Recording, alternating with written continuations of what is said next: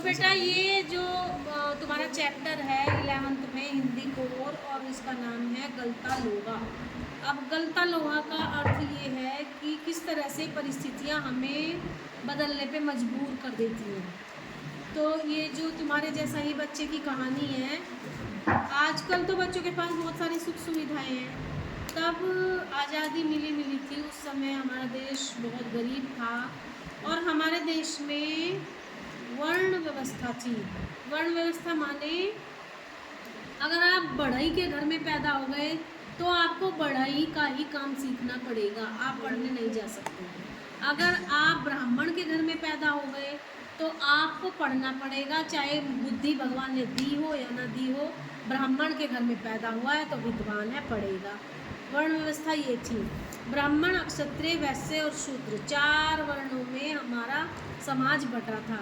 ब्राह्मण पढ़ने के लिए, क्षत्रिय रक्षा करने के लिए, वैश्य व्यापार करने के लिए और शूद्र मैला ढोने के लिए। और जो जिस जाति में पैदा हो गया वो वही बनेगा, ये मजबूरी थी। तो ये पाठ भी कुछ उसी टाइप का है, लेकिन इसमें जो परिस्थितियां हैं वो अलग हैं। एक बच्चा है मोहन और एक बच्चा है धनपाल, कुछ ऐसा नाम है उसका। वो दोनों बहुत अच्छे दोस्त हैं और जो मोहन है ना वो बहुत पढ़ने में होशियार है, गांव का बच्चा है। अब आप लोग बस गांव में बस आती हैं, आप लोग जा सकते हैं। उस ज़माने में शहर में पढ़ाई करने के लिए कोई व्यवस्था नहीं थी। अच्छे से अच्छे महान इंटेलिजेंट बच्चों को भी स्कूल छोड़ के घर बैठना पड़ता था कि आने जाने की सुविधा नहीं है। तो मोहन जो था वो बहुत इंटेलिजेंट बच्चा था, मास्टर भी उसे बहुत प्यार करते थे और कहते थे कि एक दिन बहुत बड़ा अफसर बनेगा। और दूसरा जो बच्चा था उसका दोस्त जो, वो एक बढ़ई लुहार का बेटा था। तो मास्टर भी उसे कभी कभी ये बोल देते थे कि उसे 2 का पहाड़ा नहीं याद हो रहा था, तो कहते हैं तुझे तो लोहे पे हथौड़ा मारने की सीख है, तुम्हें कहाँ से बुद्धि आ गई कि तुम पहाड़ा याद कर लो। इस टाइप से भी लोग बोल देते थे।